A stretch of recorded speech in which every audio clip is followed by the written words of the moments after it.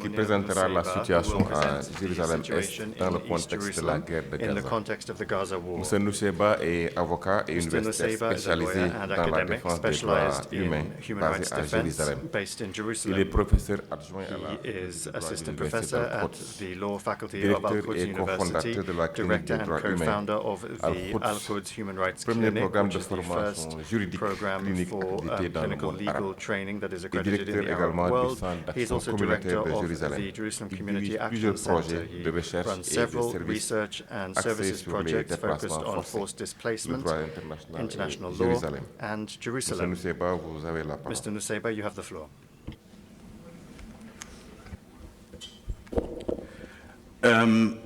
Good morning, and thank you very much for allowing this opportunity for me to speak before you and the distinguished audience today. Since the genocide that has started after October 7th, 23, the Israeli government has been expanding and speeding up its colonization plans across Palestine, but also focusing on Al-Quds, Jerusalem. This expansion of its colonization has had several forms, which includes the making the home demolition policies much more quick, much more efficient, demolition of Palestinian homes, but also allowing more colonial settlements to be planned and approved while the genocide has been ongoing in the Gaza Strip. Of course, this is not surprising. The Israeli colonial regime and the apartheid regime has been focusing on colonization since the establishment of the State of Israel in 1948, and we can see how Israel always uses times of armed conflict and different types of security justifications in order to take advantage of these justifications to speed up its colonial conduct. My presentation will focus on the Israeli legislative activity over the past few months and how this legislative activity is working further towards the colonization of Jerusalem. And at the end, I will be making a few recommendations also on how we can address these issues, knowing that other colleagues will also be speaking about their recommendations based on international law. So I will be speaking about legislations because Israel very frequently uses its legal system to advance its colonial regime.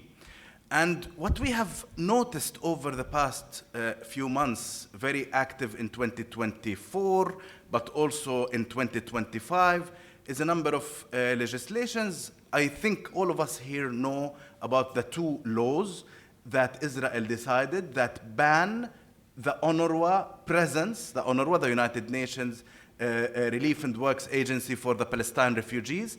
It bans its presence and its activities in areas that it considers under its sovereign territory.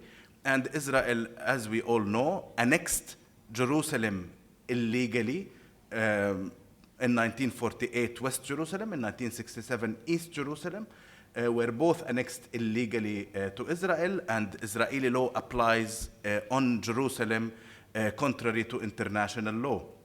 So Israel has enacted two laws focusing on UNRWA, prohibiting UNRWA from working in areas that Israel considered to be under its sovereignty, which basically includes Jerusalem. They closed forcibly the headquarters of the UNRWA in Jerusalem, which is the main headquarters that runs the UNRWA operations and administers the UNRWA operations in Jerusalem. And they also prohibit communication of Israeli officials with the UNRWA. So resulting from these laws, Israel also terminated its agreement with the UNRWA that has facilitated since 1967 UNRWA operations in the occupied Palestinian territory. This obviously has direct results on Jerusalem because Israel has also ordered the UNRWA services to be closed, the schools and the medical facilities to be closed, but also it will influence further towards the West Bank and Gaza, because at the end of the day, UNRWA has been coordinating with the occupying power in order to provide its services in Palestine, and the fact that Israel has prevented officials from communication, this does affect UNRWA services all over Palestine. Another law was that is very dangerous, that has been already enacted, allows the Minister of Interior to deport Palestinians whose family members are accused of terrorism according to Israeli definitions. Of course, collective punishment is not a new measure that Israel has been committing in Palestine. Israel has been, over decades, demolishing the homes of family members of individuals who they accuse of terrorism. But the new law that has been enacted, which can be applied both on Palestinians who hold Israeli citizenship, as well as Palestinians who do not hold this citizenship, and the overwhelming majority of Palestinians in Jerusalem are defined by Israel as residents only, right? This is the status that Israel decided to define the Palestinians with. So both the citizens and the non-citizens can be deported to Gaza, according to the law, or to any other place according to the circumstances. This is very dangerous. It means that Palestinians now are at a very grave risk of being deported from, not only from their homes, transferred from their homes as has been happening before, but also deported from the whole space, from all of Jerusalem. Of course, we know that Gaza is, now, a concentration camp and a death camp, and if they are going to deport Palestinians into Gaza, this only means that this is like a sentence of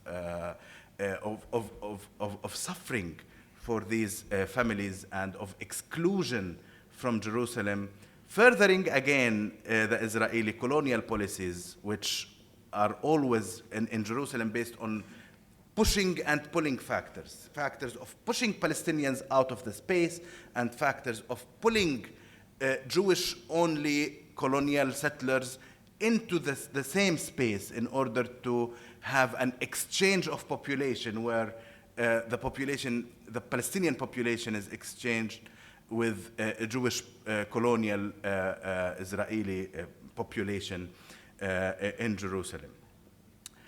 A third law I want to share with you is a law that amends the basic law, Jerusalem, capital of Israel. So Israel has enacted the basic law in 1980, which was widely condemned around the world, including by the United Nations Security Council, which has already stated that this law and any other laws that change or attempt to change the character and the status of Jerusalem as an occupied territory as null and void. According to this amendment to this constitutional Israeli law that has been already condemned, Israel decided that no foreign diplomatic missions are allowed to be opened in Jerusalem, except for those that will be established for Israel itself.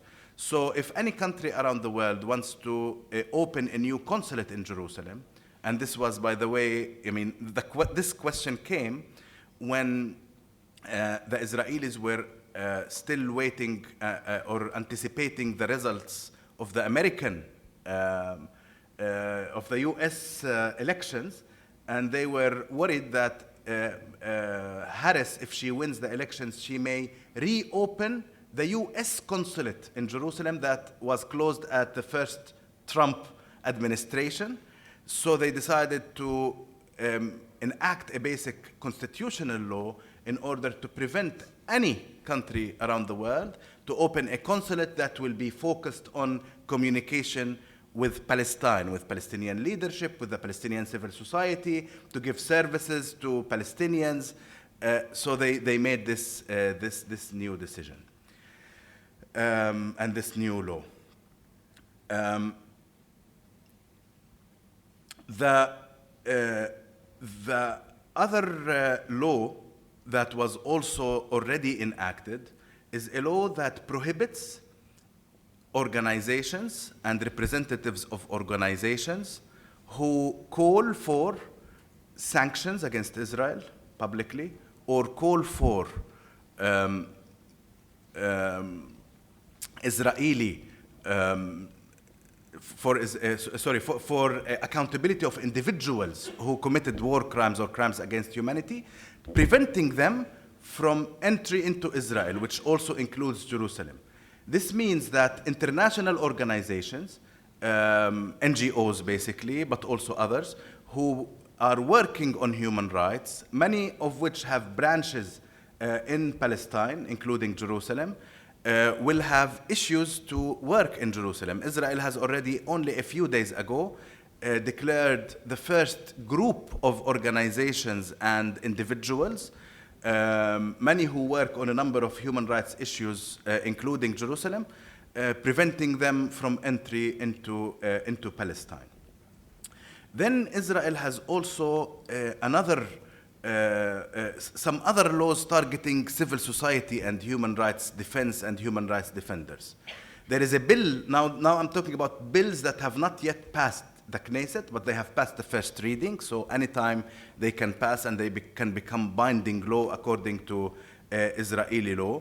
The first bill considers providing information directly or indirectly, including by publication, to the International Criminal Court as a criminal offense upon which a person will be punished. Another one is a bill that taxes civil society organizations that get funding from international, from other states, 80% tax for any funding that they receive if these organizations do not receive at the same time funding from the Israeli government. So they only give an exception for organizations that are friendly with the Israeli government. This is still a bill that is expected to be passed. There is another bill that criminalizes collecting information, basically documentation, of Israeli war crimes and crimes against humanity, collecting information about the Israeli army's activities in the occupied territory, including Jerusalem. So our strong and active civil society that has been collecting this information, their work will become criminal according to Israeli law. And this is, another activity of that focuses on silencing the civil society and not allowing this civil society to continue working. So, of course, as I said earlier, at the same time, Israel is expanding the colonial settlements very quickly. Israel is planning to annex further territory from the West Bank into Jerusalem, making a much larger Jerusalem from the Israeli definitions, disconnecting the West Bank further from each other, the towns and the villages from each other. Israel has been imprisoning Palestinians for social media posts, Facebook posts, and very simple expressions. And now when you go to prison, you will face unimaginable torture that includes all different types of atrocities, including rape and other sexual crimes. Many people are murdered in the Israeli prisons. So this is the current environment. And at the same time, Israel is registering lands in the Israeli registry in a way that will allow Israel to register a lot of the Palestinian land using the Israeli laws under the Israeli government, for the Israeli government or for colonial settler organizations. This is the current atmosphere in Jerusalem, and this is only the tip of the iceberg. We can, because of the limited time, I cannot go into more details.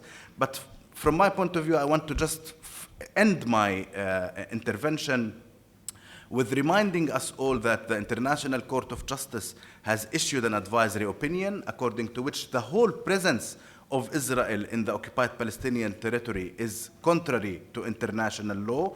Also, this decision has started a discussion within the UN General Assembly about how the General Assembly will be addressing Israeli apartheid. There have been calls by a number of civil society organizations to re-establish the Apartheid Committee, a committee that has succeeded in the South in bringing about sanctions against the South Africa apartheid regime. We learn a lot from South Africa and from their experience in struggling against apartheid, and we believe that this might be an additional important step in addressing the apartheid regime. It is very important at this time that there are initiatives within the international community to address Israeli genocide and other crimes. The Hague Group, which has been established by a number of courageous countries, including Senegal, including Malaysia, including South Africa, Colombia, and other countries, is a very courageous step that is working towards ending the complicity with the Israeli apartheid regime. It's very important to build on this great initiative. There is a meeting in a few days, actually, in 5 days from now. There is a meeting in Bogota that will be established, and it is very important that every country that has taken this initiative to continue to support this initiative and to have to support other countries in joining. I know that Senegal has a very leading role in this initiative. And, of course, we depend and rely on Senegal to continue with its strong struggle against Israeli apartheid and to push not only Senegal, to push other countries in the region to, to take the same example, to push by example. Finally, I will say another good initiative in the international arena, which is the case Nicaragua versus Germany. Nicaragua has filed a case against Germany for complicity and for supporting the Israeli regime during the time of genocide, war crimes, and crimes against humanity. This case is still pending in the International Court of Justice, and I believe that it can bring about and it will focus on third state responsibility. My last word will be Israeli apartheid, occupation, genocide, and other war crimes and crimes against humanity cannot happen without the complicity of the international community. If Israel was not supported, it would not be able to do it. So, in order to address this issue, it's very important to always keep, stressing the principles, but it is more important to think about the complicity and to end the complicity with Israel, because this is the only way Israel will be eventually forced to stop its violations in all of Palestine, including, of course, Al-Quds, Jerusalem. And thank you very much, Mr. Chairman.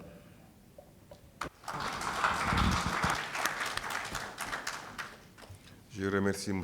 Nusseibeh pour sa présentation de la situation à Jérusalem-Est.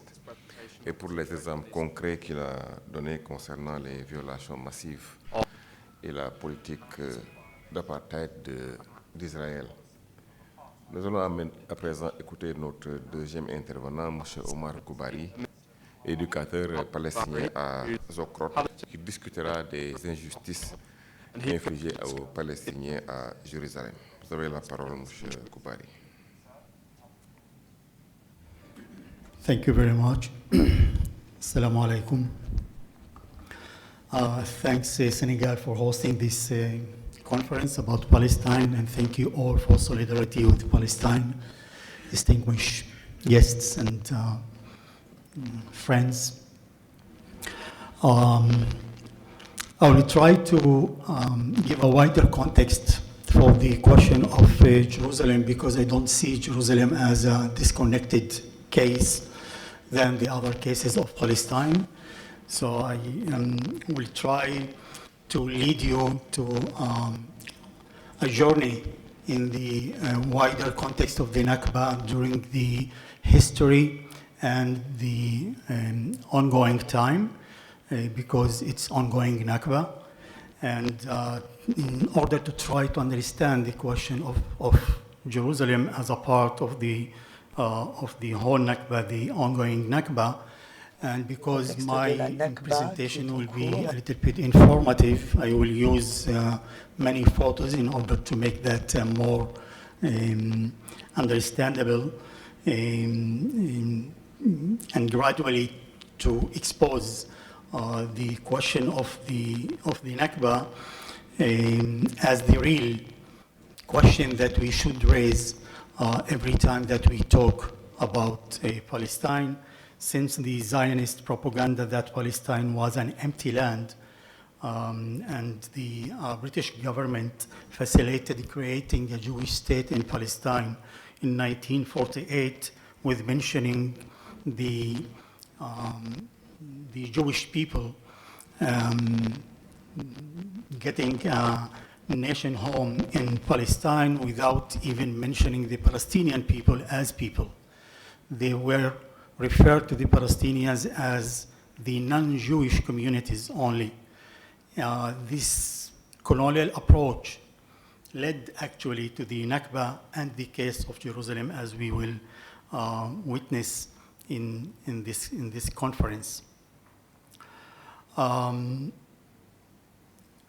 As any colonial power, when they occupied a certain area and they try to think or to find solutions, the easier solution was, let's divide that place without authority, without any right. So let's divide Palestine for two states, one Arab state, one Jewish state.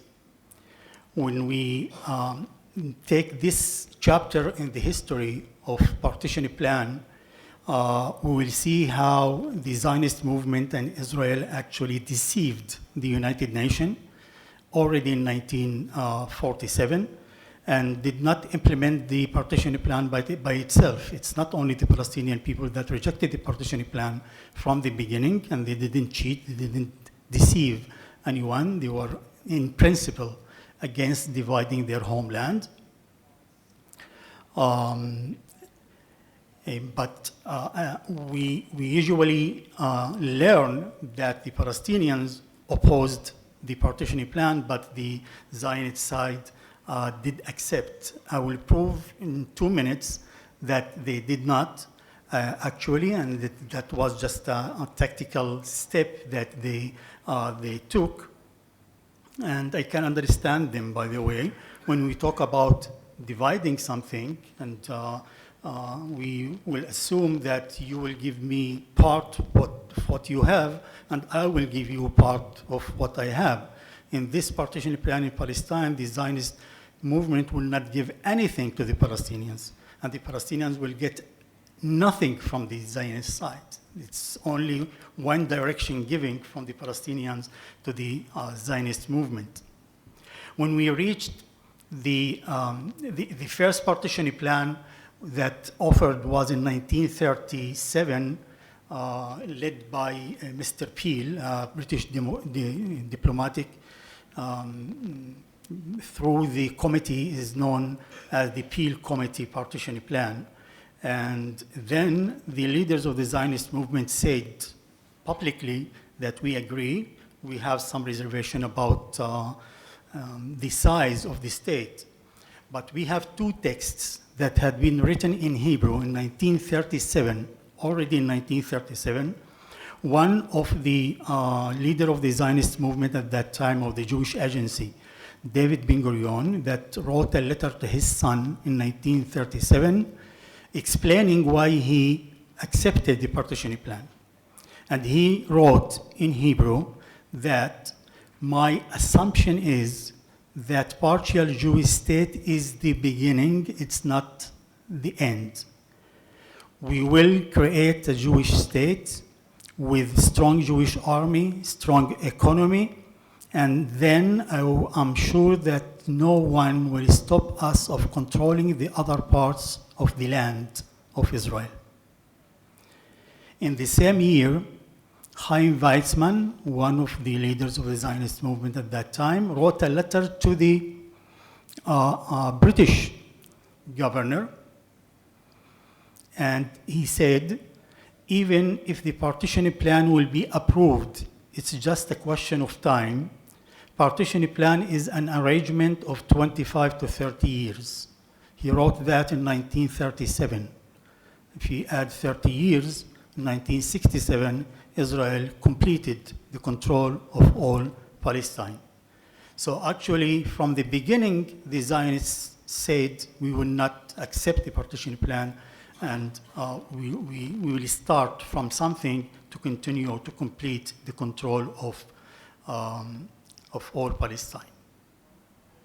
The next point is that on the ground, the Zionists didn't stop by occupying territories inside the offered Jewish state. They started to occupy places, cities, and towns outside the lines of the partition plan, immediately in January, February 1948, even before the creation of the State of Israel, including West Jerusalem, that was occupied in February, March 1948.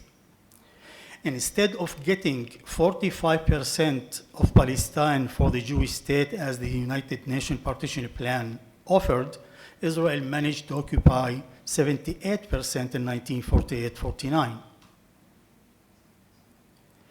In Rhodes Agreement, and this is a question for the United Nations didn't ask Israel to withdraw to the lines of the partition plan. They just acknowledged the lines of the war. What Israel occupied, they said this is the ceasefire agreement, this is the ceasefire line, and we call it the Green Line, and still valid till today. It's actually not the border of Israel. There is no international border between Israel and the West Bank and Gaza. It's just the permanent ceasefire line. And this is big question mark why the United Nations didn't ask Israel to withdraw to the lines of the United Nations partition plan.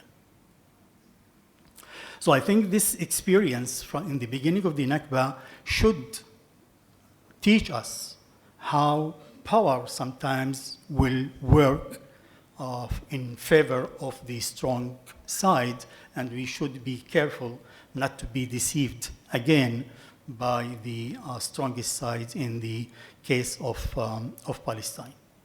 All this practice was supported with ideology of transfer already from the beginning of the establishment of the Zionist movement.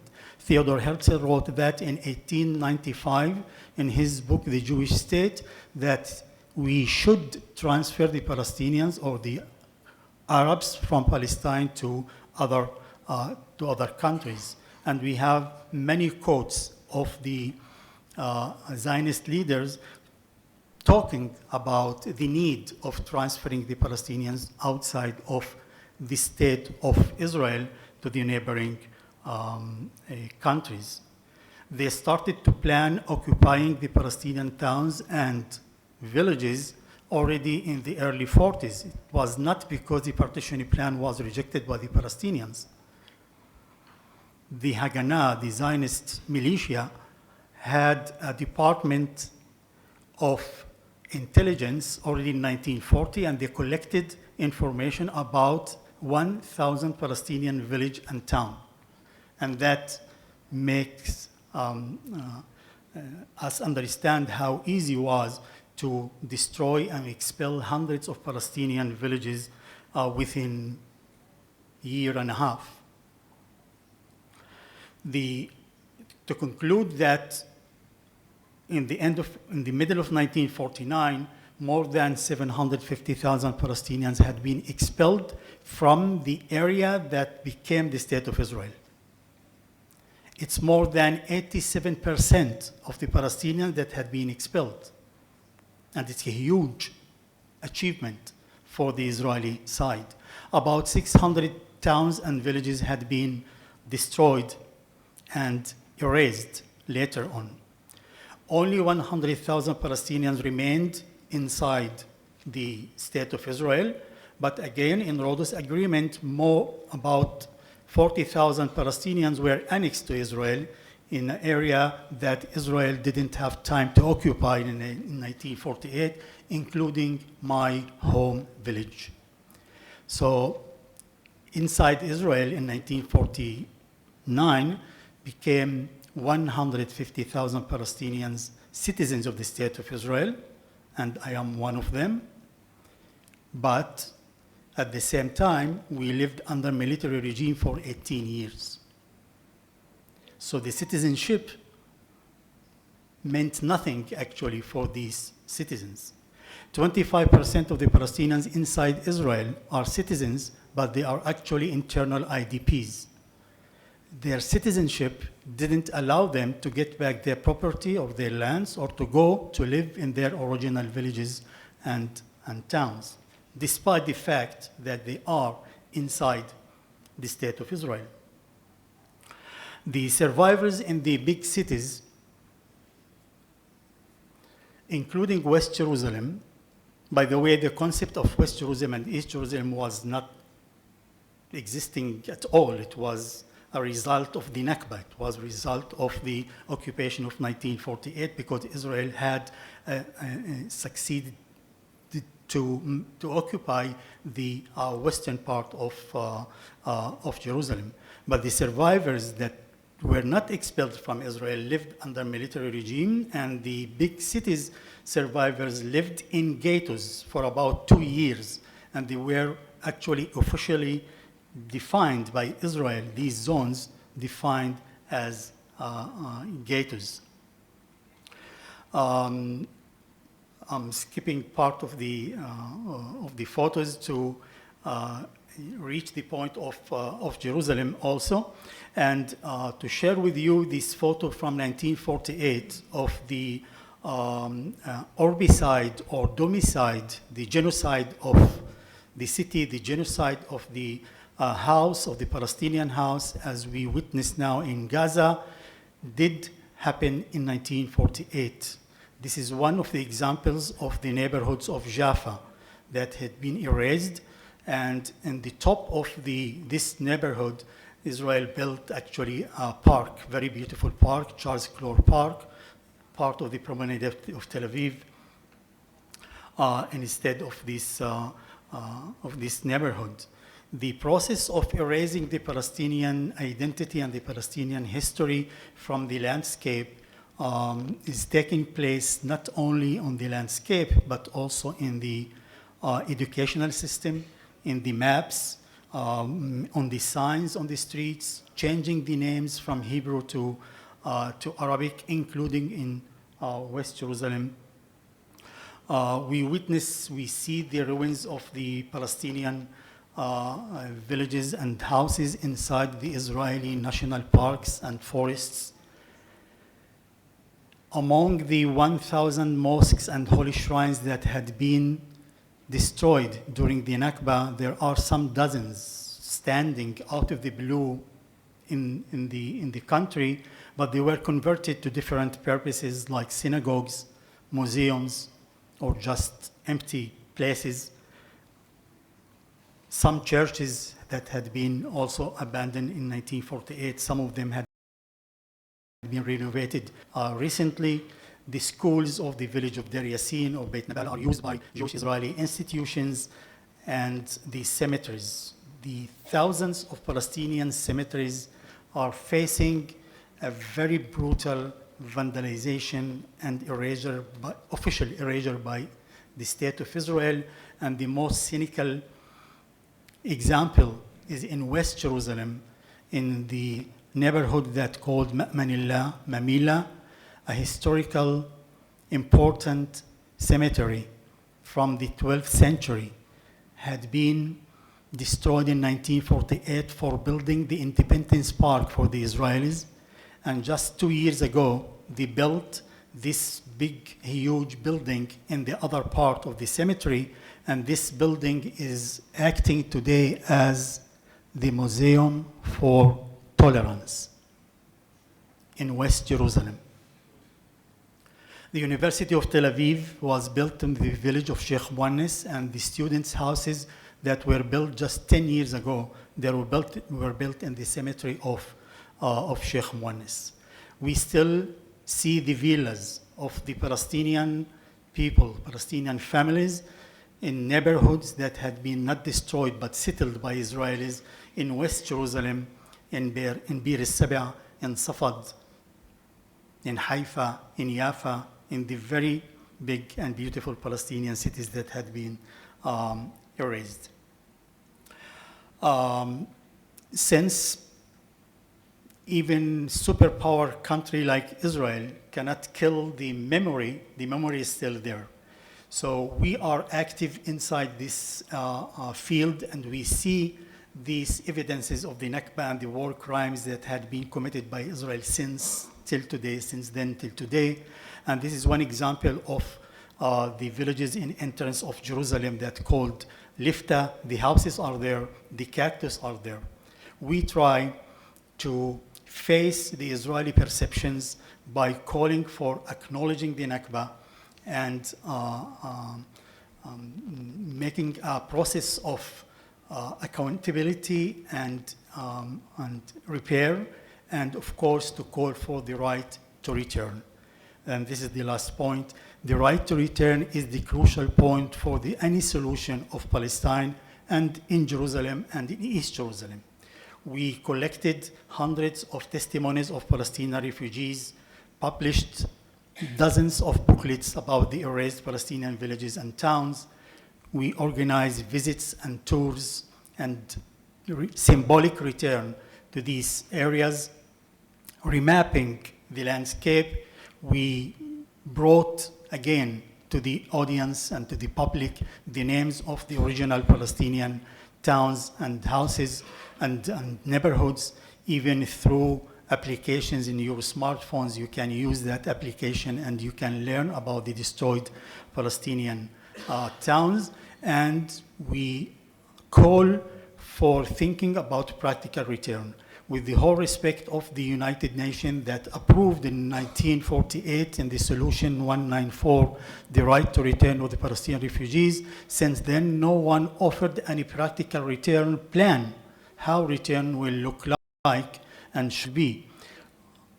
We call to promote these ideas and to invite people to think that return is possible and not only just, but it's feasible and a practical thing that should be done.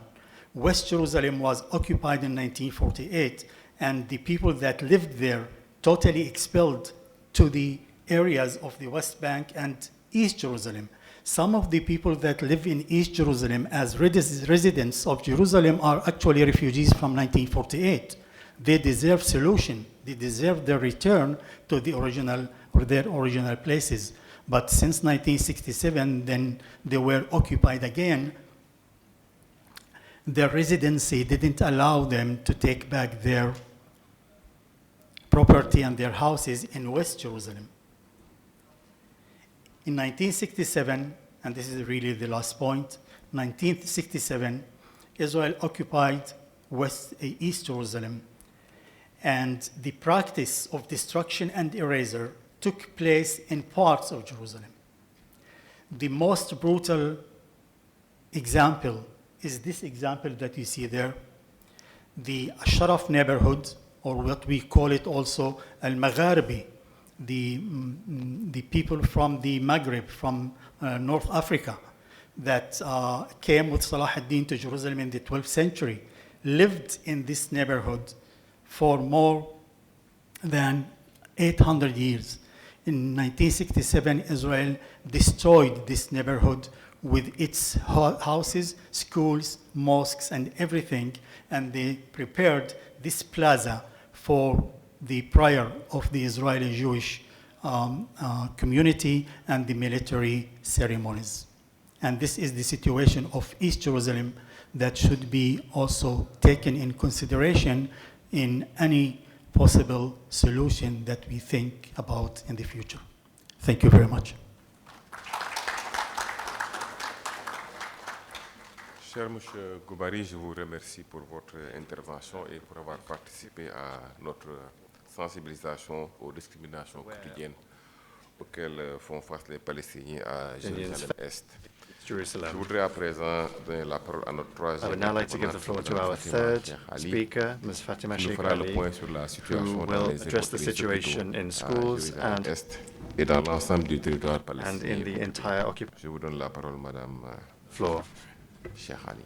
Ms. Sheikh Ali.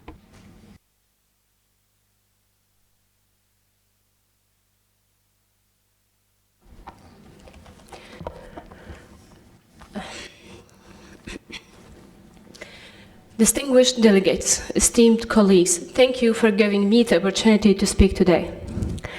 I would like to address two vital pillars of Palestinian life in East Jerusalem: healthcare and education, both of which are under relentless pressure from policies of occupation, neglect, and systematic discrimination. Let me begin with Jerusalem's Palestinian hospital institutions that provide essential care not only to Palestinians in Jerusalem, but also to patients from the West Bank and Gaza. Within the Israeli separation wall, Within the Israeli separation wall, there are 5 main Palestinian hospitals: Al-Maqasid Islamic Charitable Hospital, Augusta Victoria Al-Muttala, St. John Eye Hospital, the Red Crescent Society Hospital, and the French Hospital. These hospitals are not short on expertise. Our doctors and nurses are world class, but they are constantly short on funds and supports. To give you a clearer picture, Palestinian hospitals in Jerusalem rely largely on Palestinian Authority funding. For example, Al-Maqasid Hospital counts on the Palestinian Authority PA to cover 60% of its operational costs and 40% from generated revenues. However, due to chronic delays or non-payment from the PA as a result of Israeli withholding hundreds of millions of dollars of PA's tax revenues, the hospitals has accumulated debts amounting to over $120 million. Despite these challenges, hospitals on occasion turn to local community fundraising. Also, Israel occupation authorities systematically block any development or expansion of these hospitals by refusing to grant building renovation permits without rightful justification. Moreover, as part of strengthening the occupation control over Palestinian population in the occupied Jerusalem, since 1995, Palestinians in East Jerusalem have been forced to register into the occupation's health system, paying huge sums of money, receiving unequal health services. This system provides health services through the Israeli clinics and hospitals. 2 years ago, to survive financially, some Palestinian hospitals, including Al-Maqasid, have signed agreements with the Israeli health insurance system. Through it, Palestinian patients can choose to receive services at Palestinian hospitals as part of its occupation policies to strengthen their grip over the indigenous population. Although reimbursement rates are far lower than those offered to Israeli hospitals, nonetheless, this mechanism provides as a lifeline. Occupation Authority, for its part, has no interest in shutting these hospitals down. Doing so would overload the Israeli hospitals with unwanted Palestinian patients. Instead, it ensures they remain under-resourced and incapable of growth. These policies are not disconnected from the Israelization policies attacking the local Palestinian educational system in Jerusalem, where the struggle is both material and ideological. There are 4 types of schools in East Jerusalem. First, municipal schools, about 51% run by the occupation municipality. Second, private schools, largely operated by churches and charitable organizations. Third, UNRWA schools, now almost entirely shut down. Fourth, contract schools, commercial entities backed by Israeli interests. Since the occupation of East Jerusalem in 1967, Israel has sought to impose its curriculum on Palestinian students. These offers were initially resisted through the community-based schooling and the continued use of the Jordanian curriculum, later replaced by the Palestinian curriculum after Oslo Accords. Occupation authority approach then shifted. It began reprinting Palestinian textbooks, but removing or altering content, what we now call the distorted curriculum. These books omit key historical facts, references to Palestinian identity, and gloss over the occupation, often replacing them with Zionist narratives. From 2011 onwards, Israeli occupation authorities have pressured schools to adopt these doctored books. In many cases, schools and parents refuse distributing original Palestinian curricula on their own. This resistance has led to direct confrontations, including police raids on schools, confiscation of books, and harassment of educators. In one telling incident in 2021, Israeli occupation forces stormed schools like Al-Iman and Ibrahimiyya schools, attempting to confiscate Palestinian textbooks from students' bags. Teachers and parents physically blocked them. It is a statement to the community unwavering defense of its children's right to truth and identity. Most recently, in May 2025, we witnessed a shocking escalation. Israeli occupation authorities ordered the closure of all UNRWA schools in East Jerusalem. On May 8, Israeli forces stormed the schools' compounds, including in Shafat refugee camp, Silwan, Wadi al-Joz, and Sur Baher, forcibly evacuating students and staff just weeks before final exams. Over 780 students and 76 educators were directly affected. In Shafat alone, 537 students were pulled from classrooms by armed soldiers. Teachers were detained. Children were left traumatized. Israeli occupation officials claims to be fighting incitement. These textbooks incite students to hold strong to their identity and right to freedom. They are waging war against Palestinian identity, history, and national awareness. The new policies announced for the 2024-2025 school year now ban Palestinian textbooks at all grade levels, including the high school, which is called Tawjihi curriculum. This places Palestinian students in an impossible position. How can they sit for a national exam when their school are forced to use a mutilated version of their curriculum? Distinguished delegates, what is happening in Jerusalem today is not just administrative neglect. It is a calculated policy to weaken Palestinian institutions, fragment Palestinian society, and ultimately sever East Jerusalem from its Palestinian roots. You must act urgently. The international community must guarantee sustainable funding and support for Palestinian hospitals in Jerusalem. Pressure Israel to grant permits for hospitals renovations and expansions. Demand Israel respect educational freedoms and end the censorship of Palestinian curricula. And support Palestinian schools' right use their national curriculum without intimidation or interference. Jerusalem is not just a city, it is a symbol, and what is happening in its hospitals and schools is a microcosm of the broader struggle for Palestinian dignity and survival.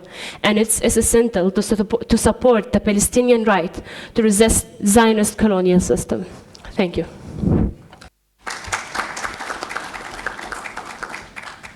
Je remercie Madame Fatima Cheikh Ali pour son intervention et pour nous avoir donné des clarifications sur ces sujets. Provided clarifications on these worrying subjects for Palestinians. I would like to clarify that our 4 briefers today come directly from the occupied territory. Our 4th speaker will be Mr. Mahmoud Nawajah, who will present the link between the situation in Jerusalem and the West Bank. You have the floor, Mr. Nawajah. Thank you so much, Mr. Chairman, Excellencies, respected members of the audience, friends and colleagues.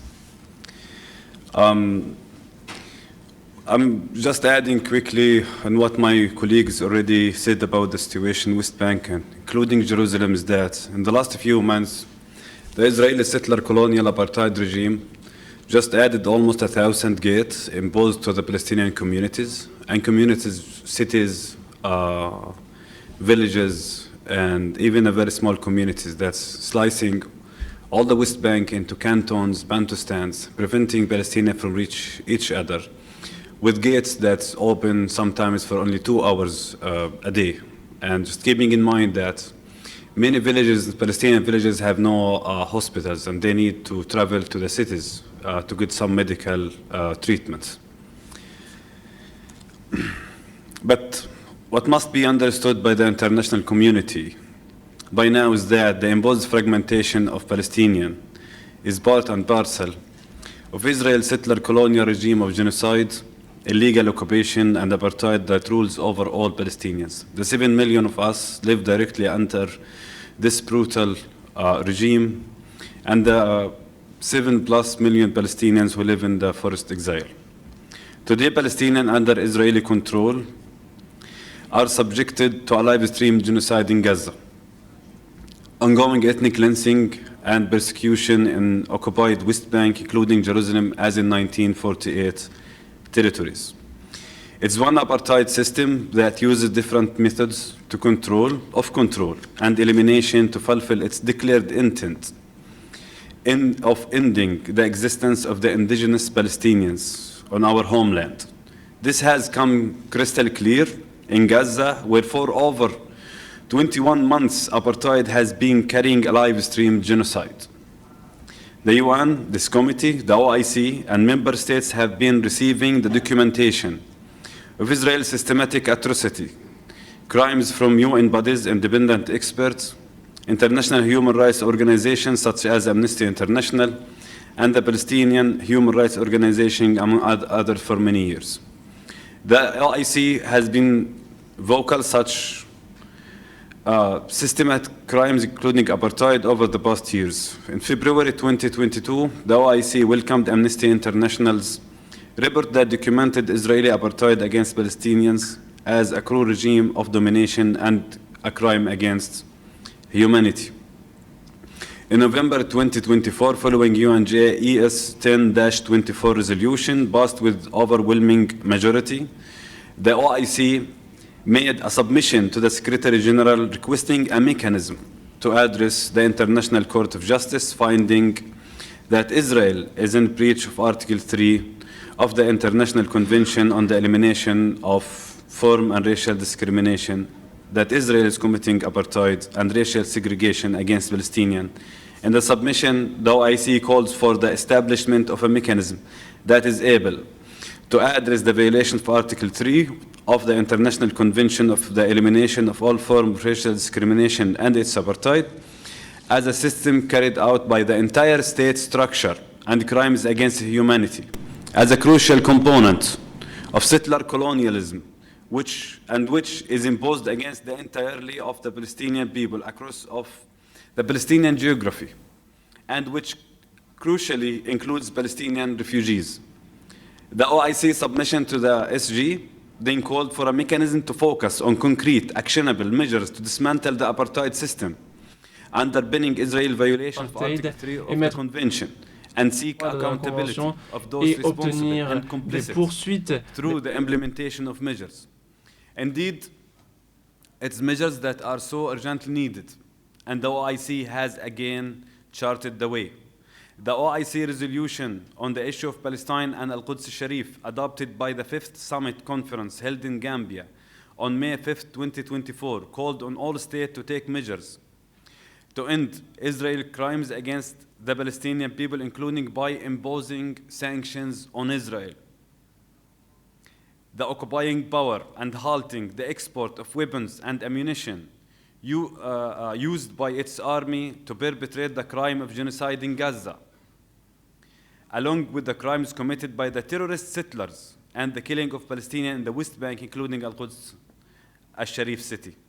The resolution called on OIC member states to impose sanctions at all international economic, sports, and cultural levels, expelling Israel from international organizations and forums, refraining from supporting its candidacy to international positions, and freezing the assets of persons and entities proven to have been involved in the crimes committed against Palestinian people.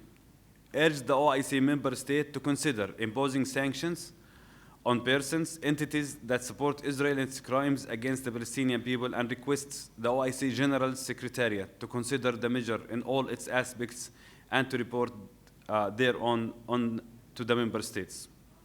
While some OIC states continue the shameful army trade with Israel, and some provide it with oil that powers its genocide or buy gas from it, funding its apartheid, some OIC member states have pioneered taking effective measures to fulfill their obligation by imposing sanctions against Israel.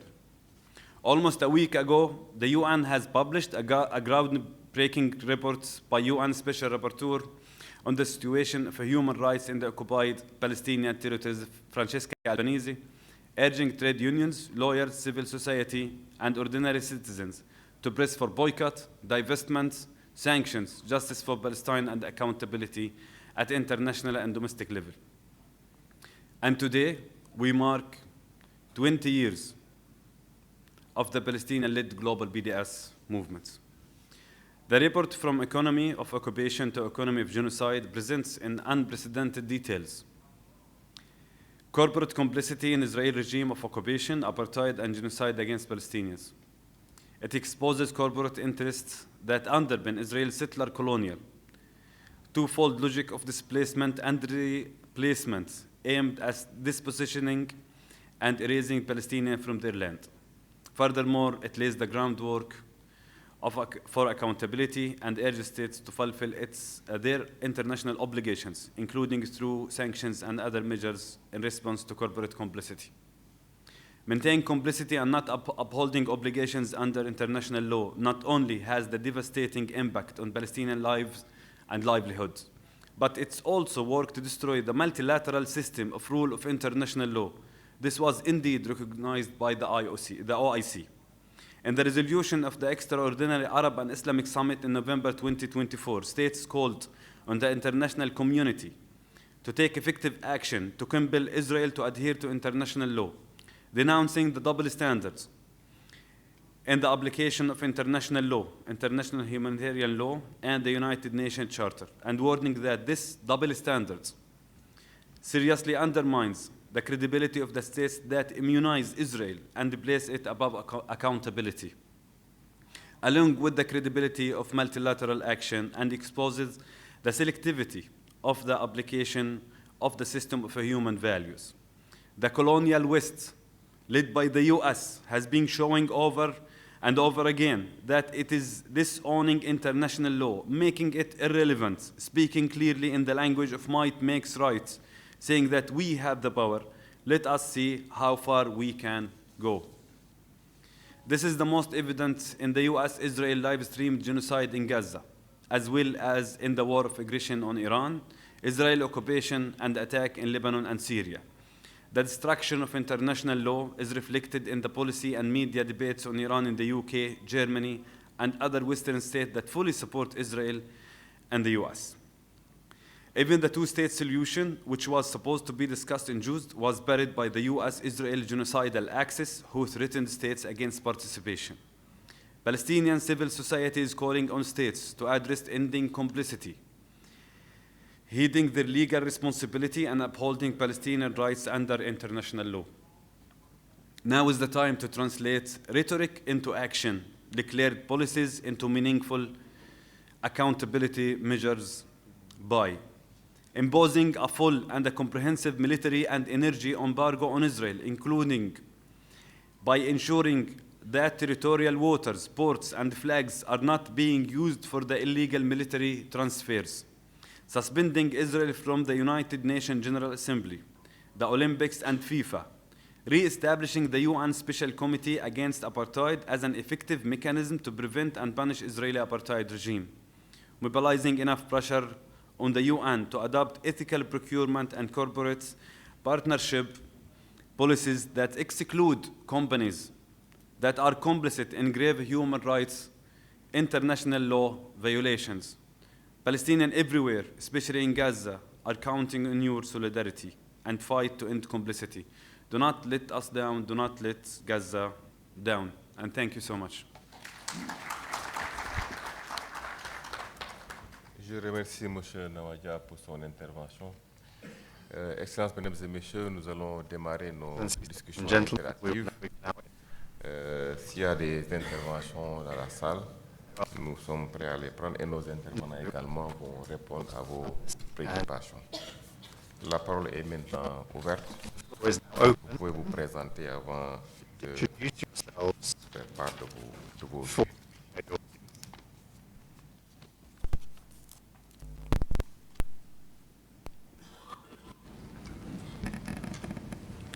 Oui, vous avez la parole. Vous voudrez bien vous présenter avant.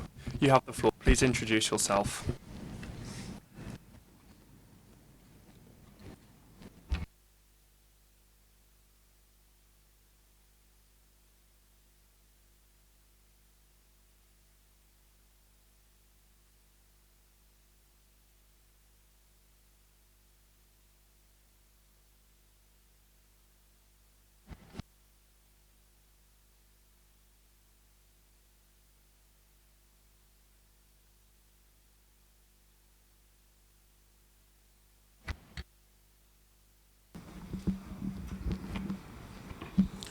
Bismillahirrahmanirrahim. Merci, Excellence. C'est Mohamedou Baro, président du Comité Palestine, membre de la coalition. Il est vrai qu'on a aujourd'hui une cérémonie on doit féliciter le ministère et l'État du Sénégal, l'OCI, l'ensemble des acteurs qui sont présents par rapport à l'initiative. Membres de la société civile et de la coalition aussi. Nous sommes là à côté de diplomates. Je pense que la mayonnaise a bien prise. Moi, je commencerai par constater qu'il y a de bonnes communications ici. Et il est même intéressant de féliciter ce genre d'initiative. Nous qu'on pensait qu'on pouvait faire depuis longtemps d'ailleurs, par rapport au leadership qui a été salué ici, du Sénégal, la diplomatie sénégalaise, l'État du Sénégal, les religieux et l'ensemble de la société civile sénégalaise ont toujours été du côté de la Palestine. Nous avions en son temps d'ailleurs regretté lors de nos grandes manifestations organisées ici, qu'on soit un peu en retard. Heureusement qu'on sent un peu les choses bouger parce que au niveau des affaires étrangères, au niveau du comité, que les choses commencent à bouger. Parce que ce genre de rencontre, à ce que je cherche, n'a jamais été organisé de cette manière en tout cas. On ne pouvait pas se suffire uniquement des grandes conclusions et des représentations au niveau international, au niveau du secrétariat général. Je félicite son Excellence. Il faut prendre de nouvelles initiatives. Le comité ne peut pas se contenir et se contenter uniquement des déclarations officielles. Même la plainte déposée par l'Afrique du Sud et les autres, la position de Nicaragua et les autres, devrait pouvoir être prise ici même. Parce qu'on ne peut pas comprendre que depuis le 10 novembre 1975, qu'on dirige ce genre de comité et restant uniquement sur des déclarations this officielles. committee has just been full Gaza est en of train de statements, souffrir, official statements la from diplomats, Palestine est but en at the train de same mourir. time, L'extermination Gaza is et le génocide suffering, est une réalité. Palestinians are On ne being peut pas killed, rester the sur genocide is place. a On reality, doit and we bouger cannot et just continuer à accompagner ce stand combat-là. here and watch it. We need to On n'a jamais continue joint this struggle. We l'aspect need to take up this diplomatique struggle et les positions des religieux et de la and société civile.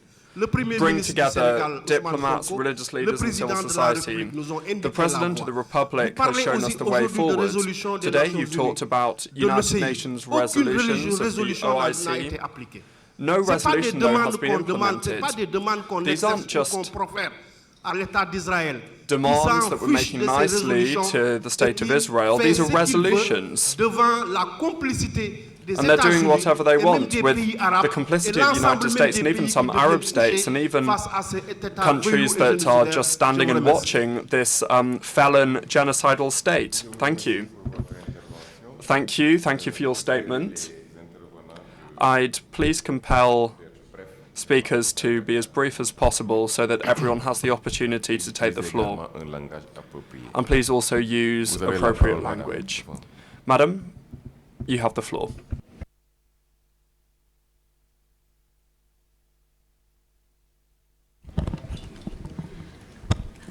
Bonjour, assalamu alaikum. I am Saima Sayed, Ambassador of Pakistan to Senegal.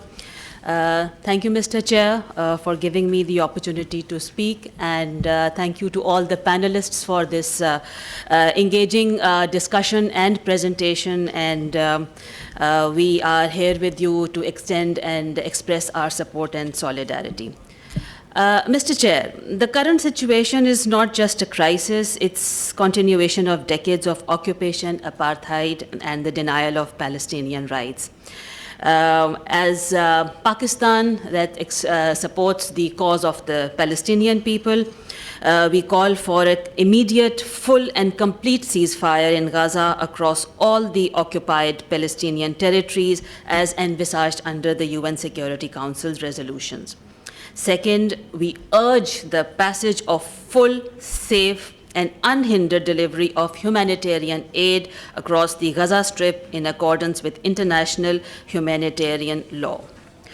Third, all illegal settlement activity must cease immediately. These actions violate international law, dispossess Palestinian families, and systematically erode the viability of a two-state solution by altering facts on the ground. Fourth, we reaffirm our principled and consistent support for a just, lasting, and comprehensive political solution to the Palestinian-Israeli conflict grounded in international law and relevant United Nations resolution. To realize the objective of the two-state solution, Pakistan fully supports the convening of the postponed high-level international conference on the two-state solution as soon as possible. Mr. President, in conclusion, let me reiterate that the cost of further inaction is unimaginable. We must act now before more lives are lost, before Gaza's devastation becomes irreversible. As the collective voice of the Muslim Ummah, the OIC carries a solemn responsibility not only to help end this unfolding humanitarian catastrophe, but to actively advance the two-state solution. This means uniting diplomatic pressure to halt illegal settlements, affirming the Palestinian people's inalienable right to statehood, and securing a just, lasting, and lawful solution in accordance with international law. Pakistan stands in full solidarity with our brothers and sisters in Palestine and remains ready to play an active role to achieve this objective. Thank you very much.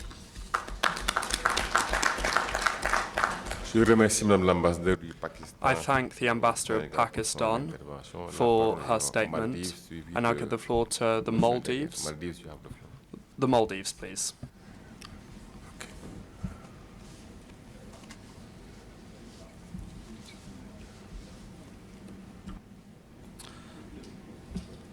Bismillahir Rahmanir Rahim.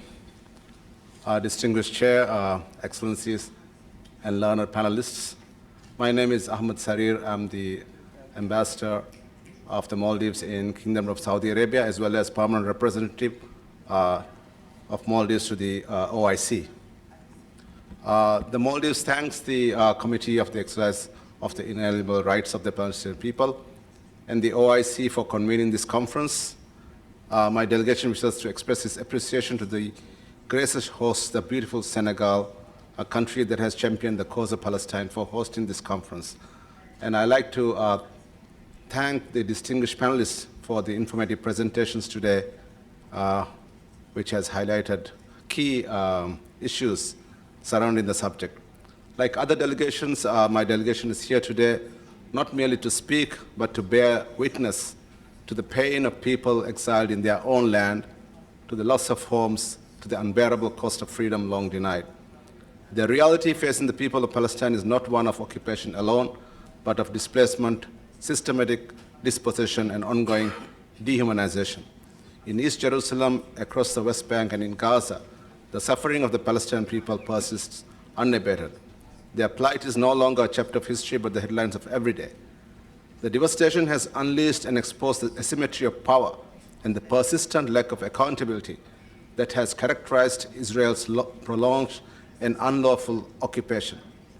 Thousands of innocent lives lost and the entire communities erased. Human suffering must not be used as leverage in negotiations. Civilians must never be collateral damage. Peace must begin with the cessation of violence. The Maldives stands firm and unwavering that this violence, this occupation must end. We condemn the Israeli aggression and call for the immediate and permanent ceasefire. We stand in solidarity with the people of Palestine and will continue to support their just and inalienable right to self-determination. Our solidarity is not symbolic. We are committed to matching words with action. In this spirit, the President of the Maldives, His Excellency Dr. Mohamed Moise, has signed into law the prohibition of entry into Maldives with Israeli passports, a decision rooted in our deep moral responsibility. The Maldives has long recognized the state of Palestine, and we call on all states to do the same. While we address the immediate humanitarian emergency, we must not lose sight of the long-term horizon. We urge the United Nations and its bodies to rise above paralysis and enforce its own resolutions. We call on member states, especially those with influence, to use their leverage to push for a negotiated political solution grounded in justice and equality and respect for international law. We further express our unwavering support for UNRWA and the critical life-saving work it performs under extraordinary conditions. At a time when the entire population of Gaza is facing famine, displacement, and blockade, UNRWA must be supported, not defunded.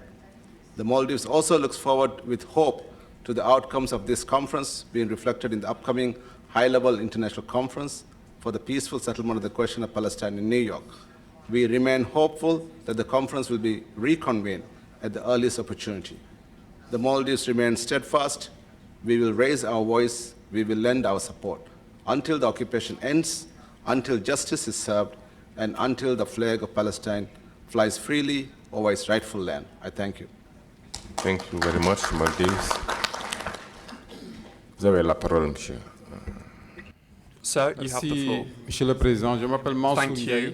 Je suis Sir, membre I'm de la Mansour Guy, and I'm a Palestine member of the du Palestine Sénégal. Coalition of Senegal. Je voudrais me féliciter de I'd cette like to rencontre first qui of intervient all en ce moment. applaud this meeting that's Mais tout en taking place communiant aujourd'hui at avec this ce qui se important passe time en Palestine, in the ce context of génocide what's happening in qui se Palestine, déroule which is sous a les yeux, genocide sous that's les yeux en taking fait de place la before communauté our very internationale. eyes, before the eyes of the international Des enfants community. sont tués tous les jours, des Children femmes, are being killed every sous day, notre regard women are being killed et sous notre before impuissance. our very eyes, and we Moi, are j'ai toujours impotent l'habitude in de the dire face of que it.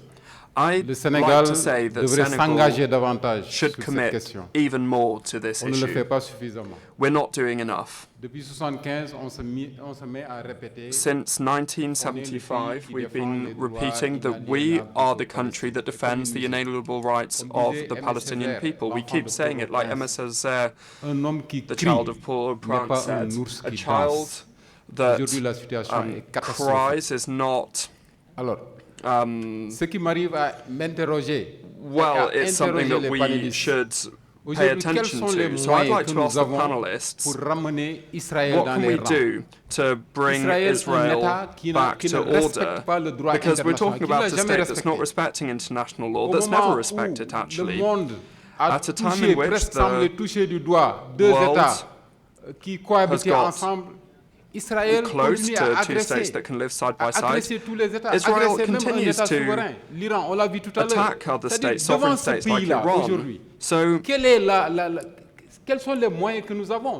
can we do? We cannot continue to just discuss this with Israel. I think we need other means. We need to isolate Israel. People are currently doing it, people are doing it individually, but governments need to do it. What Bourdieu calls the social void, well, the people need to speak out. But the people at the top and the people at the bottom aren't hearing each other. So we need to make some progress on this Palestinian issue. And I think that we need new methods. We need novel methods, and this committee needs to be overhauled. It needs to be strengthened. So I'm talking about the role of this committee. I can't imagine South Africa or Senegal, that's been heading up this committee since 1975, not taking any initiative. The major initiatives are being taken today by other countries.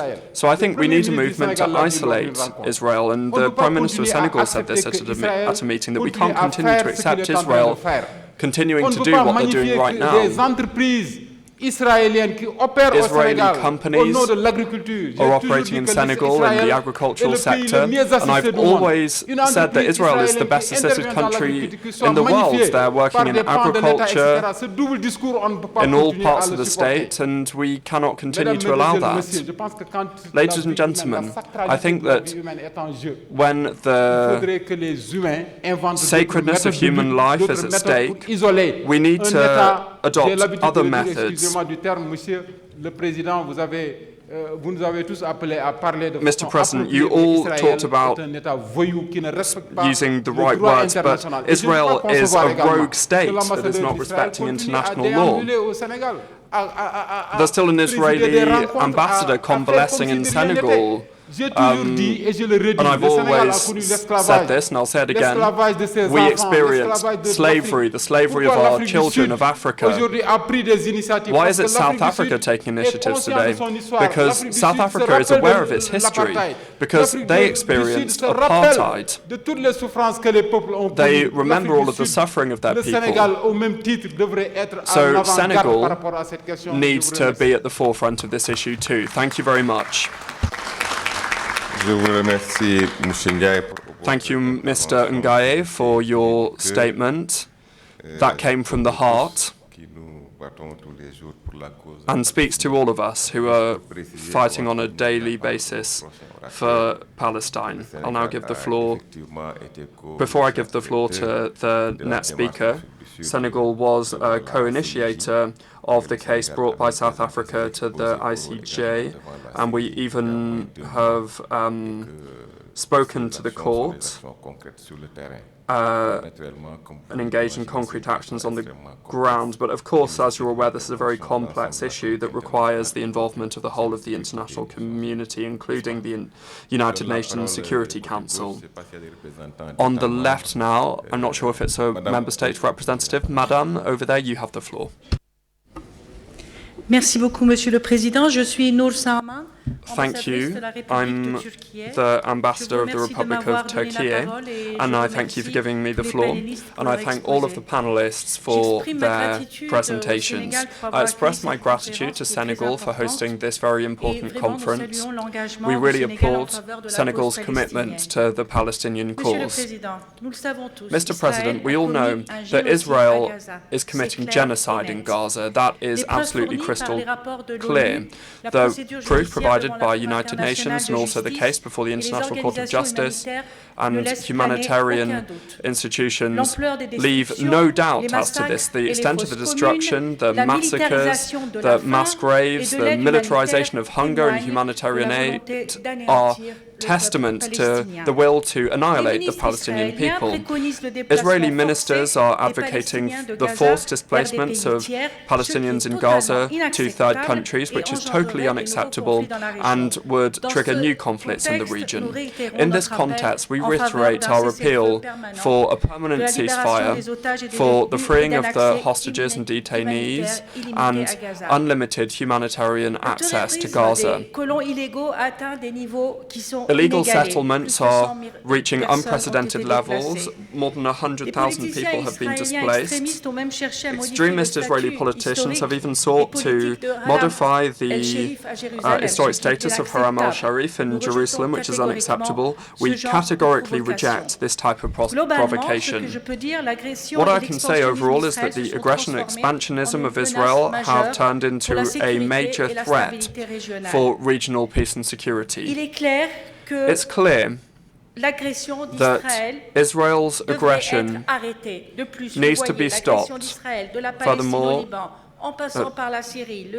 Palestine, Lebanon, Syria, and recently Iran, all of these situations are destabilizing the region. We have always, as Turkey, defended the Palestinian people and advocated for the two-state solution with the creation of a sovereign, independent, contiguous Palestinian state based on pre-1967 borders with East Jerusalem as its capital. We believe that while the two-state solution has obtained mass support from the international community, Israel's flagrant actions have distracted the international community away from this, and we should now focus on preventing genocide and providing emergency humanitarian aid to Gaza. In this regard, we are participating in the different international legal processes to ensure that Israeli crimes do not go unpunished and that international law is respected. We must strengthen international cooperation in this framework. In this regard, we have lodged our support for South Africa's case drawing on the Genocide Convention before the ICJ, and since May 2024 we have frozen trade with Israel that represents more than $9 billion, and this is going to remain in place until a ceasefire is brought in Gaza and humanitarian aid can be delivered without hindrance. The international community must follow this example. Turkey is one of the main countries to provide humanitarian aid to Gaza, despite Israeli measures seeking to block and prevent the delivery of humanitarian aid. We maintain our unshakable support to the United Nations Relief and Works Agency for Palestinian refugees in the Near East, UNRWA, despite measures taken against them by Israel. In order to continue this UNRWA's irreplaceable work in occupied territories, in Istanbul we reached an agreement on the 21st of June, recently then, to enable the office to open an office in Ankara. Before I conclude, I wish to underscore that Turkey is committed to protecting the inalienable rights of the Palestinian people and that we will support all efforts made to reach a just and lasting peace in Palestine. Thank you very much. Thank you. I see a request for the floor from here. I can't read your placard from here, but sir, you have the floor.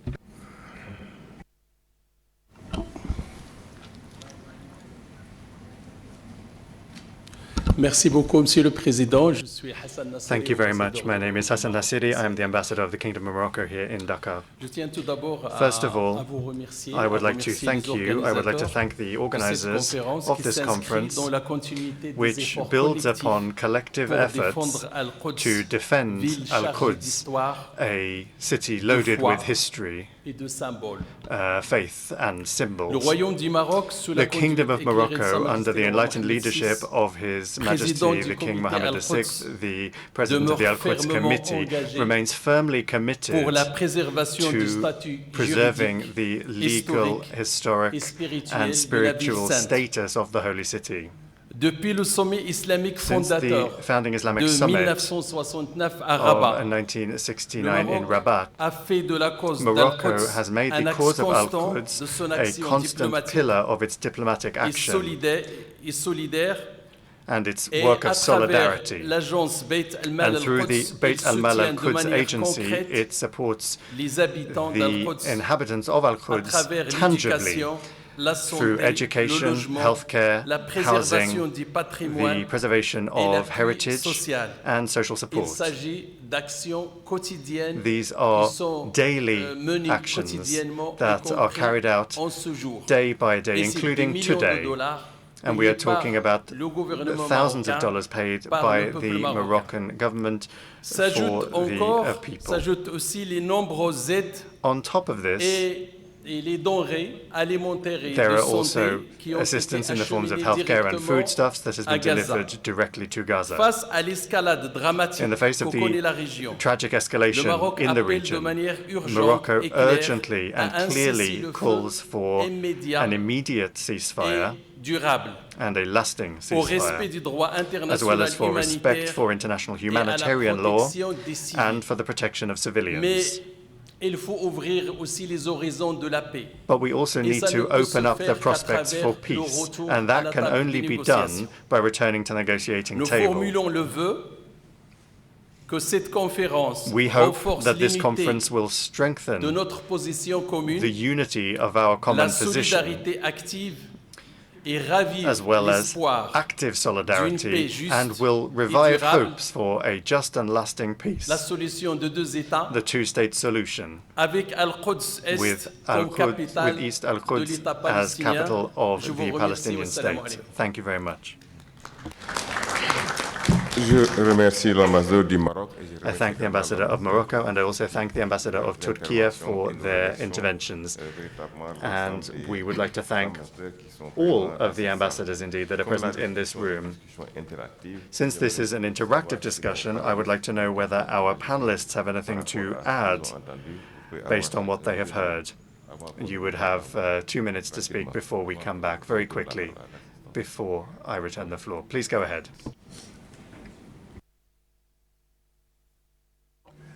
Thank you very much for all the interventions, comments, and questions. What I want to say is addressing a number of questions as well as comments, is that in order to address the injustices that are happening in Palestine, the main target for addressing this is Israel itself. So the relationship between each and every individual state, regardless of which international organizations it is a member of, is the first question. What is the relationship between state X and Israel? How is the trade? Is there any arms trade or collaboration with Israel? Is it signing up to the commitment not to export, import, or allow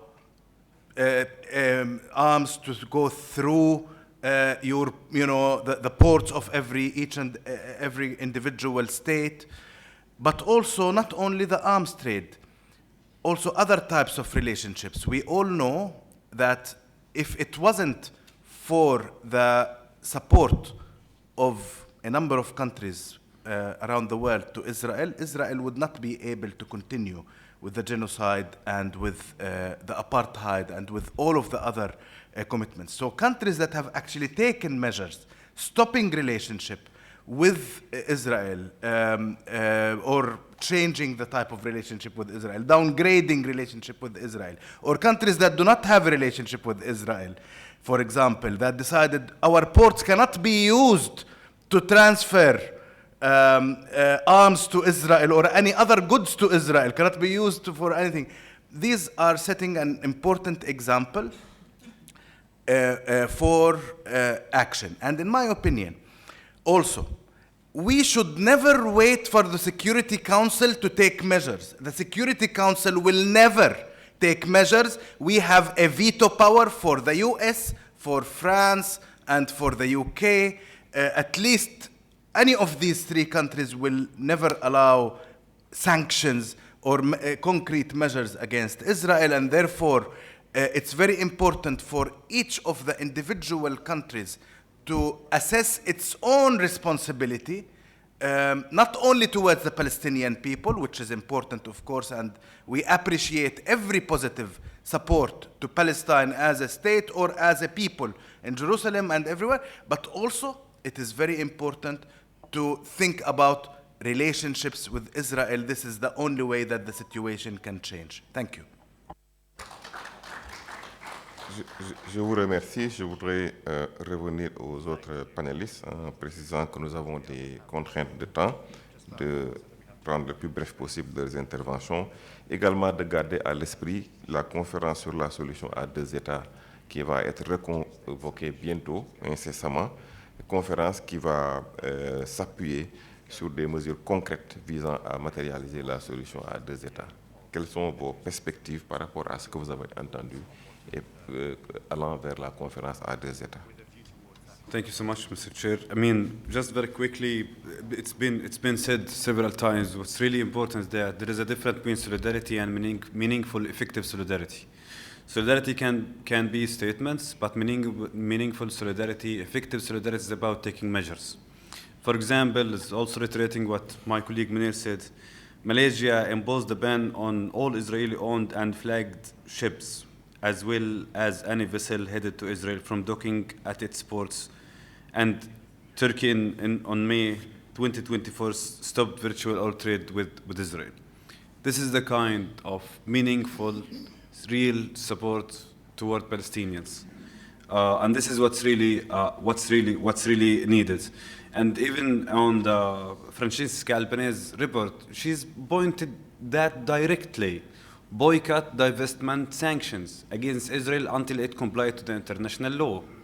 It's been supported by the colonial West, and now is the time for the global South, for the OIC, for the Arab countries to stand shoulder by shoulder with Palestine, the Palestinian people, by taking such measures. And just please keep in mind, Palestine is the first line of defense for the global South, for all countries that believe in human rights, against this colonial coming from the global West. If we lose Palestine, we will lose the global South. We will lose everything. Thank you. Thank you very much pour votre intervention, Madame Sheikh Ali. Thank you very much. Madame Sheikh Ali, please.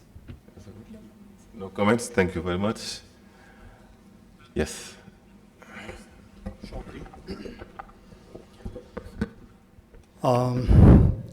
Well, people come from the ground and they have different feelings than this venue.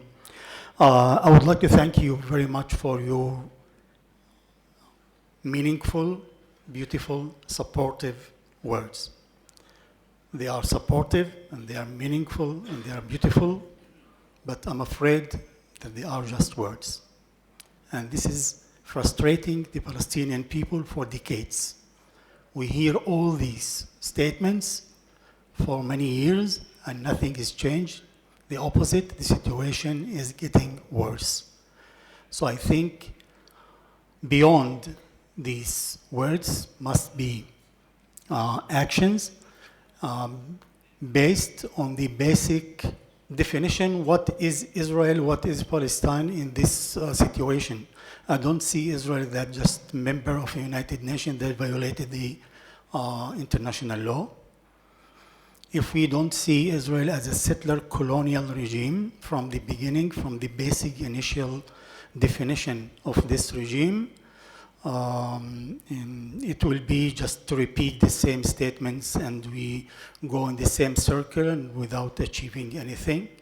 I agree with the friend that suggested to isolate Israel, to start making, at least in the current power relation in the world, we are also realistic. At least these steps of isolating Israel and in making embargo or sanctions against maybe will move things. This is what changed the apartheid regime in South Africa. I believe it would help also in the case of Palestine. Thank you.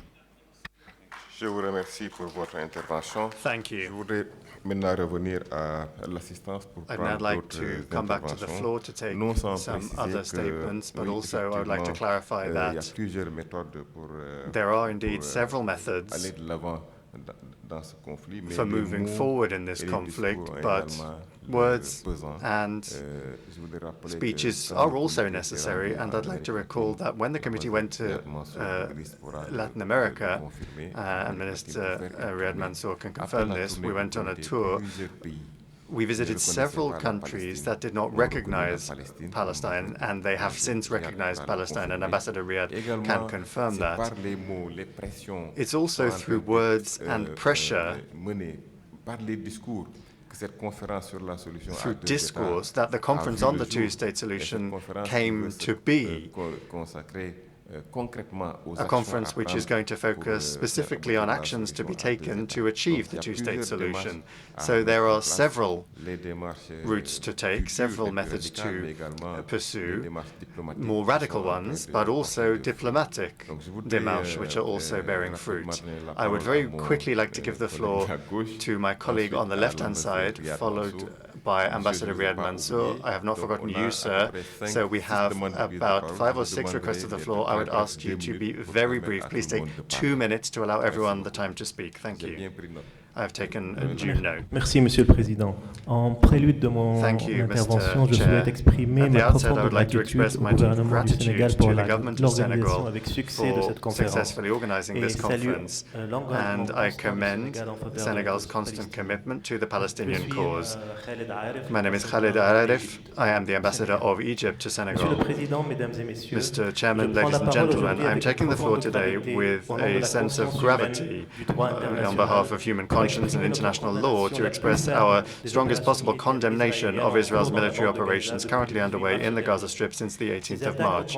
These attacks have caused thus far more than 50,000 losses of human lives, numerous injuries in a manifest violation of the ceasefire agreement. These tragedies are a threat to the stability of the entire region. They require an urgent mobilization by the international community towards an immediate and lasting ceasefire, as well as the reintroduction of humanitarian assistance and the restoration of essential services in Gaza, including water and electricity. We categorically refuse the Israeli plan aiming to isolate the city of Rafah and to transform it into an alleged humanitarian zone. This maneuver in no way hides the ultimate end goal, which is to control the delivery of assistance, to institutionalize famine as a way of exerting pressure, and to encourage the forced displacement of Palestinians. We reaffirm that no displacement scenario is acceptable, and any attempt to empty the Gaza Strip of its population constitutes a grave violation of international law and an unacceptable attempt to eliminate the Palestinian cause. Egypt reaffirms its firm commitment to the policy opposition to the policy of separating Gaza and the West Bank, and we are determined to achieve a political solution based on an independent Palestinian state within the 1969 borders with East Jerusalem as its capital. We would also like to recall the legal and moral responsibility of Israel, the occupying power, for the unprecedented humanitarian deterioration in Gaza, where living conditions are currently bordering on humanitarian disaster in a territory which is among the most densely populated in the world. We call for the unreserved support of UNRWA, which is an essential actor in providing assistance to Palestinian refugees. Some are now trying to weaken it or criminalize it. These attempts are not just unjust, they are also dangerous.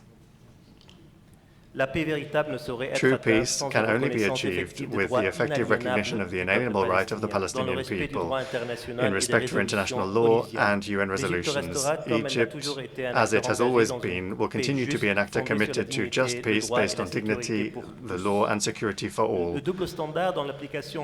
Double standards in the application of international law threaten the credibility of the global order. It is time that we give strength back to the law rather than giving into the law of might makes right. The conflict must be addressed at its root cause. Hope can only be restored through a just and lasting peace. Thank you. Thank you. I will take one speaker on this side. Sir, you have the floor. First of all, apologies.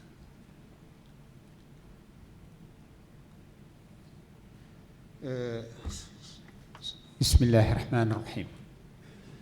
Excellencies, ladies and gentlemen, ambassadors, foreign affairs ministers, as the Secretary General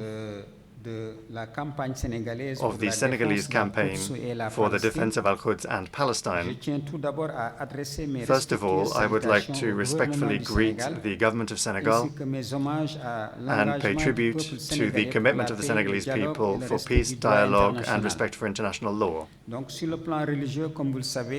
On the religious front, as you know, Jerusalem is a holy city for the three monotheistic religions, the Abrahamic religions, namely Judaism. There's the Temple of Solomon and the Wailing Wall there, but also Christianity. It is the place of the crucifixion and resurrection of Christ. It is the third holy site of Islam as well, and the first direction of prayer for the Prophet Muhammad. That is also where we find the Dome of the Rock linked to the nocturnal voyage of the Prophet. As regards international law, the status of Jerusalem is contested. Resolution 181 of 1947 provided for an international status that has never been implemented. Since 1975, Israel's occupation of East Jerusalem does not recognize the UN resolutions, and it has no equal in international law. Countries maintain embassies in Tel Aviv, waiting for this international consensus, apart from the United States and several others. So in short, Jerusalem crystallizes these complex legal and religious interweaves between sovereignty, Israel's claims, and international law invoked by the international community. We therefore commend this initiative taken by the Senegalese authorities, the Ministry of Foreign Affairs in particular, and we reiterate our support for greater involvement of the United Nations community for the exercise of the inalienable rights of the international community, the Committee. As you know, the question of Jerusalem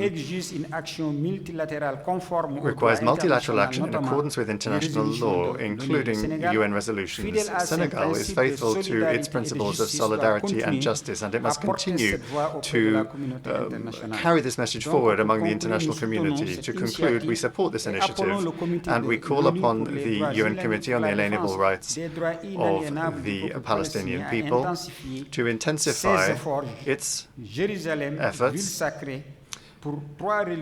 Jerusalem is a holy city for three religions, and it must be preserved as the common heritage in respect for international law and the resolutions of the United Nations. Senegal and the Senegalese people firmly condemn repeated violations of international law by Israel in the Gaza Strip, including attacks on civilians and infrastructure, civilian infrastructure, and humanitarian blockade. Actions contrary to the Geneva Conventions and UN resolutions are worsening an already dramatic humanitarian situation and are undermining the prospects for peace. We thus call upon the international community, in particular the United Nations Security Council, to shoulder its responsibilities to put an end to these abuses and to protect the inalienable rights of the Palestinian people, which Senegal reiterates its commitment to, a commitment indeed to a just and lasting solution based on the coexistence of two states, something which is currently undermined by Netanyahu and his policy, which unfortunately is currently eroding those principles that are shared by the international community. Thank you. Thank you. I would like to once again stress that speakers need to keep their remarks brief so that everyone is able to speak. And also, I would also just like to clarify that in the context of the Conference on the Two-State Solution, Senegal will be chairing Roundtable number 7 on respect for international law, which is extremely important. And the very organization of this Jerusalem conference at a time when the international community is particularly divided on the question of Palestine is something that shows a great deal of political and diplomatic bravery on the part of Senegal. And those strong words also support this conference. President Diomaye Faye is currently in Washington with a great ally of Israel to continue to discuss this question. So just to remind you of the frontline role that Senegal plays on this conflict. To my friend there. I will now turn to the States side to give the floor Ambassador Mahmoud Abbas. Ambassador, you have Ambassador 3 Mahmoud minutes. Abbas. You have 3 minutes. Thank you very much, Mr. Chairman, for organizing this first panel. I want also to express our gratitude for the panelists for sharing with us the reality of the people, particularly in East Jerusalem in the field of hospitals and education. So when we talk that the situation of our people in the occupied territory is, as described by the Secretary General of the United Nations, hell on earth, especially in the Gaza Strip. Hell is on earth, including in East Jerusalem, and we are grateful to them for giving the conference details of this hell on earth against the Palestinian people in East Jerusalem, in the field of the hospitals, in the field of education, and also in the field of legislations of depriving people of more of their rights. So these are details that are extremely useful for the people in the conference. Maybe they know some of it, maybe they don't. So having to know these details is extremely useful. And also to share the position of the OIC for those who are not experts in the details of the position of the OIC in this field is extremely useful. The historic lessons of Palestinians who are citizens of the State of Israel, the 2 million strong of them, and their perspective about Nakba, and the tragedy of the negations of towns and villages in the hundreds that were erased, and trying to keep the memory alive. All these details are important parts and parcel of the struggle of the Palestinian people. We are rooted in our land as the olive trees. We are doing everything possible from the perspective of those who are officials like me and those who are active and in the civil society organizations like some of the experts who are in this table. We all together, we complement each other with all of you in the international community. Nothing comes easy for the Palestinian people. We work so hard for accomplishing something small. Adopting Resolution 2735, which called for the ceasefire with the 3 stages, which was adopted almost a year ago. And had that resolution been implemented, we would have saved thousands of lives, precious lives of our people. It did not come easy. We struggled so hard with the support of many countries, with all of the genius of diplomatic work to accomplish that resolution. And yet, we are working so hard in order to see it being implemented. Inshallah, in a few days, a ceasefire will be declared. As I said, ceasefire to us saves our lives and keep the Palestinian people going. We keep the children being allowed to dream, to live normal lives, to go to schools. And therefore, to keep Palestine intact in spite of all of the sufferings that we face. No one has the silver bullet. And the more that we all do what we need to do, and now we need to do more. We do not need to reiterate principles. We worked so hard to legislate these principles and the details of our rights in almost 1,000 resolutions in the General Assembly, in the Security Council, in the Human Rights Council, in the ICJ opinions, in the ICC work, but yet we are not seeing the end of this illegal occupation and freedom for the Palestinian people. So the march is still long. We are not different than the rest of you in Africa or in any other place. For those who think that Nelson Mandela and South Africa accomplished it as if it was easy, it wasn't easy. It was so difficult, and Nelson Mandela said, it is not over until it is over. We are not the exception.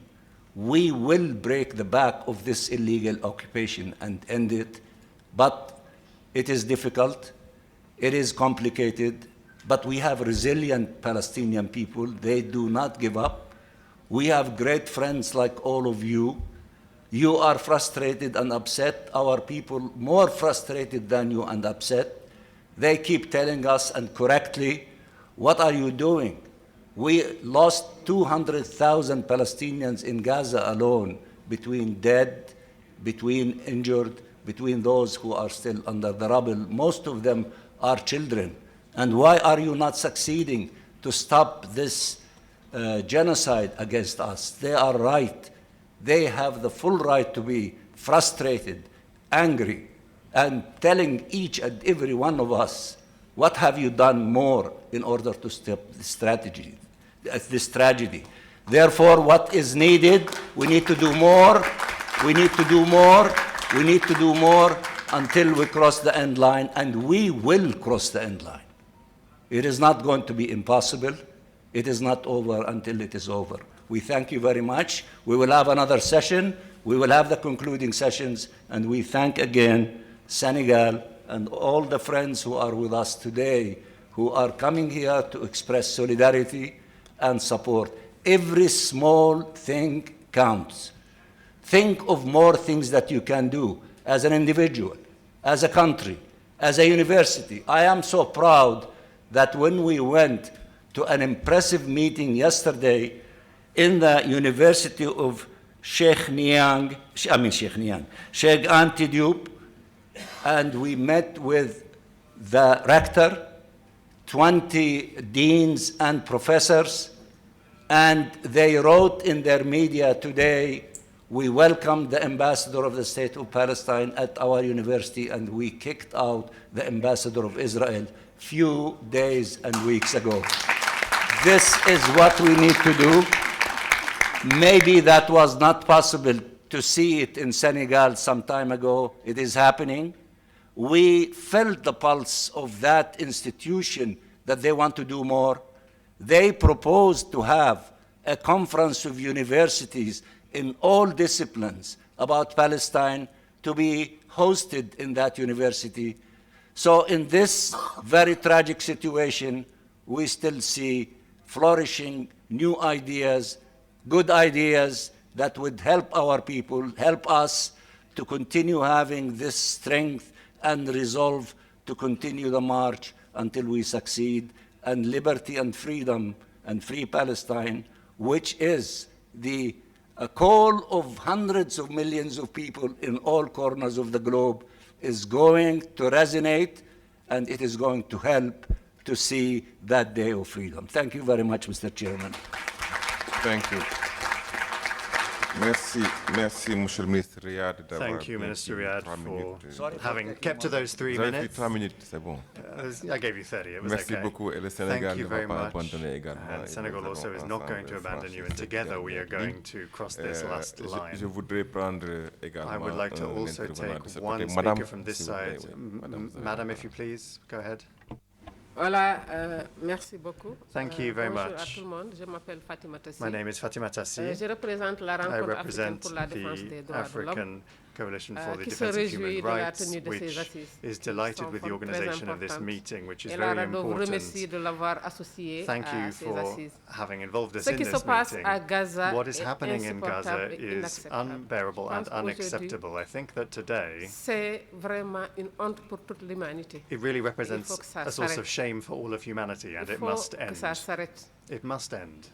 C'est vrai qu'aujourd'hui, il faut It's engager true des that négociations. today Et il y a des we need to begin mesures urgentes negotiations. à prendre. There are urgent measures C'est to le be cessez-le-feu. taken, namely the Il faut que ceasefire. cessez le feu. There must be a ceasefire. C'est la reprise de service de l'UNRWA, je pense que c'est important, c'est la libération des otages. Ça, on le sait, donc les négociations vont continuer.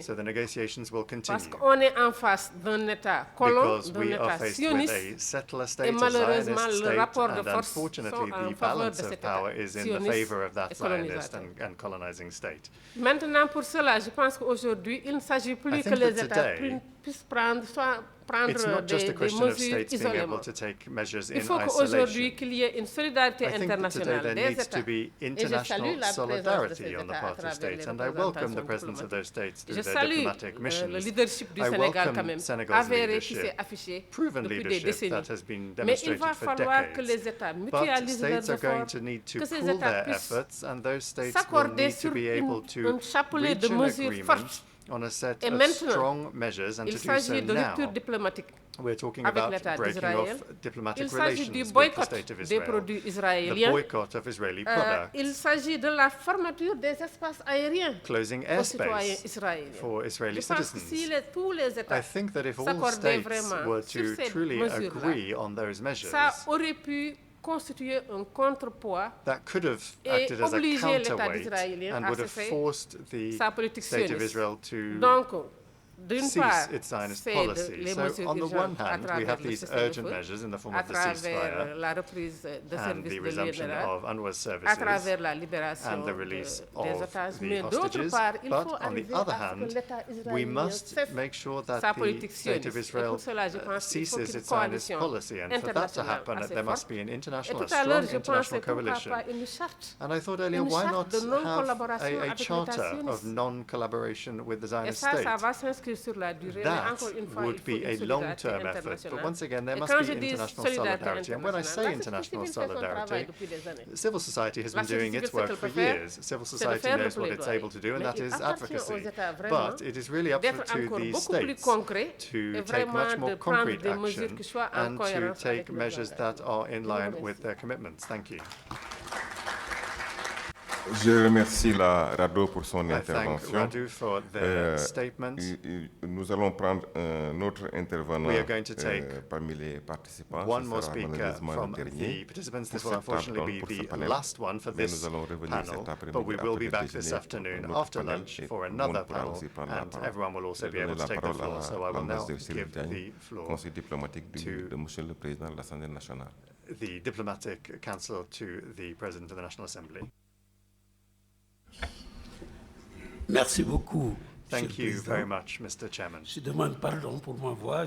I apologize for my voice. I'm having a little bit of problems with my throat this morning. Je comprends un certain nombre d'interventions qu'on a Mr. Chairman, ici. I understand some of the statements that we've heard Dans here le même today, temps, je but at the voudrais same quand même time, rappeler I would nevertheless like to recall a number of things when it comes to our country's constant position on this difficult question of Palestine. In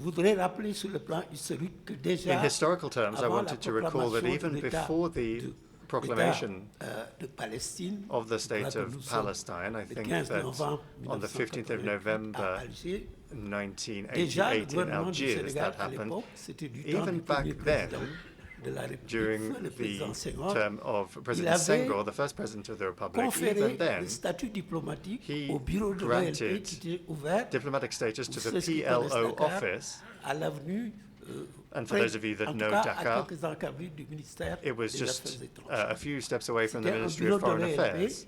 It was a PLO office that enjoyed the full set of immunities and privileges that are granted to diplomatic missions. Next, following the proclamation and recognition of the State of Palestine, we were undoubtedly one of the first countries, if not the first, to recognize this state and to offer it diplomatic representation with all of the privileges and immunities thereto. And I could even tell you a number of things that go beyond the issue of immunities. By courtesy, out of courtesy, Senegal offered an office and a residency free of charge, and I'll just say that. Senegal